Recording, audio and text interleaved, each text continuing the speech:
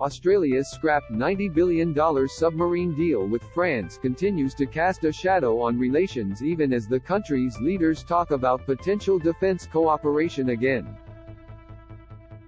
A day after reopening old wounds with new criticism of former Prime Minister Scott Morrison's decision to dump the French agreement for nuclear-powered vessels, President Emmanuel Macron again sunk his boot into the AUKUS agreement on Friday.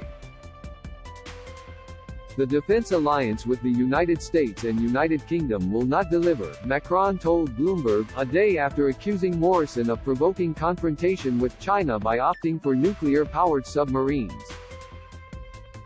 Read more. Beer will not be sold at World Cup. FIFA confirms what we decided in 2015 together is how to build submarines for Australian people, in Australia, for Australian industry, to build Australian sovereignty, and to have non-nuclear submarines that you can restore, repair and use, he said on Friday, on the sidelines of the Asia-Pacific Economic Cooperation (APEC) summit in Thailand. What the AUKUS deal is about is how to make nuclear submarines elsewhere, with other people.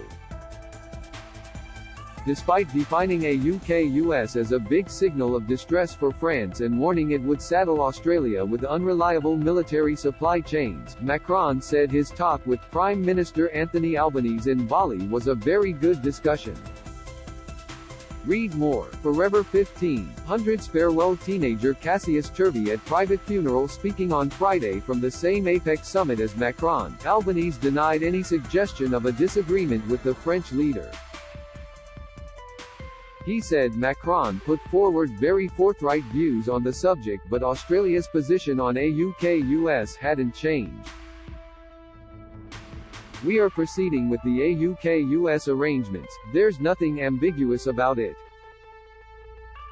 That is our position, he said. Macron publicly offered to help supply Australia with submarines in the long gap before any nuclear submarines could be delivered, but he himself noted Australia's position hadn't changed. Albanese did reveal had spoken to Macron about how we can cooperate in defense. We have a good cooperative relationship with France and will continue to engage on ways in which France can assist Australia in the roadmap that we agreed on when we met in Paris, which is about defense and security, it's about energy and the environment including dealing with climate change, and it's about cultural advances as well, he said.